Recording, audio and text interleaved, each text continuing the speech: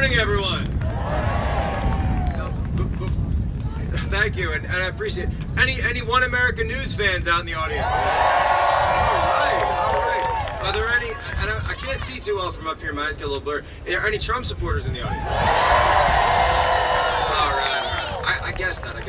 I went before we got started. I would like to take a moment, though. I would like to take a moment because we did have an American leader who passed away just last night, and he may not have been someone who was on our side, but he was a fellow American, and as a fellow American, he deserves a moment of our respect. Wouldn't you agree with me? As a fellow American, can we take just one moment of silence for Congressman Elijah Cummings today?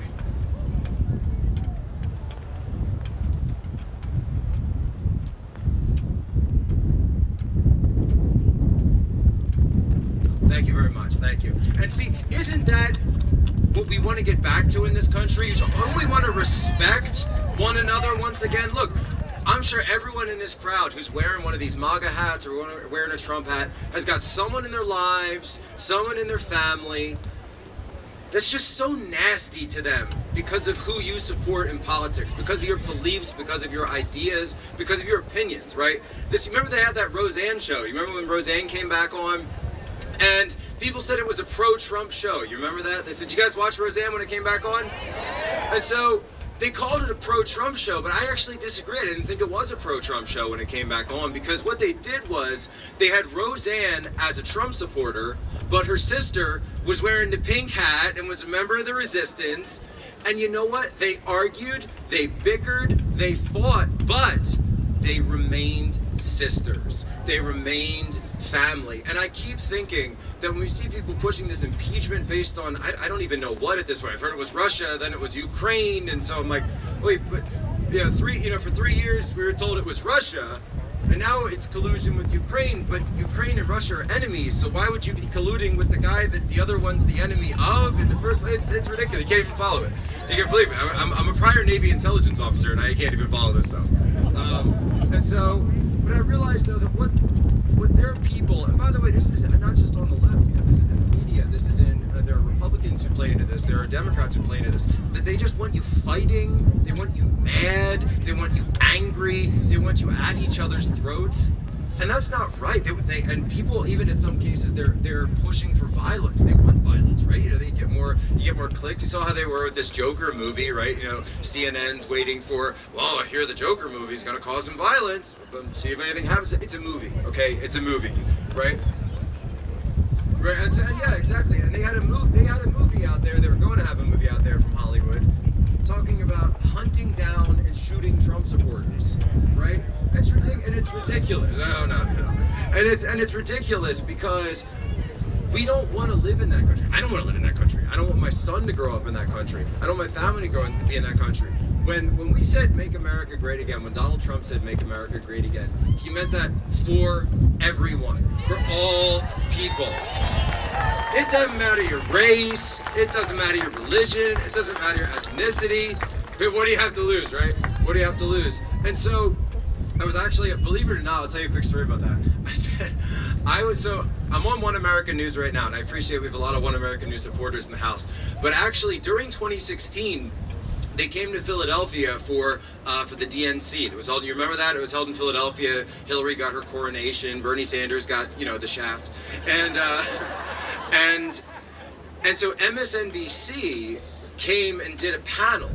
And they were doing a panel of local Trump supporters, and so I'm from Philadelphia, and so the local GOP said, "Hey, they reached out to me, Jack. They want to know, would you go on MSNBC?" I said, "Sure. Who's the host?" They said, "Joy Reid."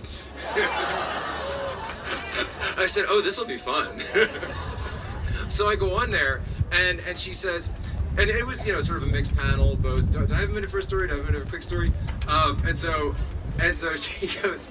She says, well, we had liberals, we had moderates, those quote-unquote independents. But I got to tell you, right, and it's kind of an aside, I've never met anyone who's just on the fence in real life. You know that? You always see that in these polls, but I never meet anyone who's like, yeah, I don't know what I think about Donald Trump. And it's like, no, I think people have pretty much made up their mind. Like, it's one way or the other. It's been 4 years, right? But anyway, this is in 2016. And then there were Trump supporters. And so she says, to the Trump supporters in the crowd, when you hear "Make America Great Again," and this is the way they frame the question, I don't even understand it, but they said, what time period is that referring to? Is that referring to slavery? Is that referring to the Jim Crow era? And I'm sitting there like, that's where your mind goes to when you hear "great again"? Like you want to improve the country. Just the word itself, "great again," you're like talking about improvement, right? So it's progressive, improving, getting better. But she goes to slavery, and I said, how about World War II? How about the Civil Rights era? How about times that people from both sides of the aisle came together to fight the hard fights, to put differences aside and just be Americans and do the right thing? Oh, and I had a guy who was a Hillary supporter sitting next to me and saying, he's right actually about that. And then of course she shut us down because you can't have agreement. And that's how I learned. That's how I learned that they want that false dichotomy. So I would encourage everyone who's out here today that if you have someone in your lives that has stopped talking to you, if you have someone that is, if they were a friend you've had for years, if they're a family member, reach out to them. Just invite them for a cup of coffee or a cup of café maybe, and say, you know what?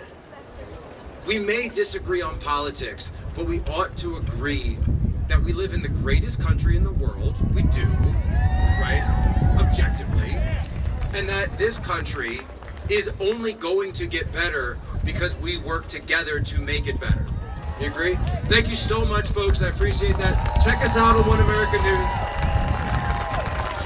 And I had just, and I'll truncate, you can zip all that, and just, it's a little slogan that I didn't come up with, but I like it. It's just 3 words. It goes, USA, USA, USA, USA, USA, USA, USA, All right. Yeah, woo! All right, folks, I'd like very much, and so, conservatives, Republicans, Trump supporters, independents, Bernie supporters even have an issue in this country, and that's deplatforming. Have you heard of deplatforming? Getting censored on social media, getting kicked out of restaurants, getting losing your ability. I heard there was a buses issue today. The company refused to work with folks, and so that's why I support people who do 2 things. Number 1, create their own platforms and support the right of others to have platforms as not just the right thing to do, but actually as a civil right. And so my friend Will Chamberlain, who's here, he went and he refounded the magazine Human Events. This was Ronald Reagan's favorite magazine. And Will said, you know what, nobody who's been publishing it for years, we need to bring it back. So he's brought it back, and he's made platform access as the key of it. So Will, I'd love to bring you up.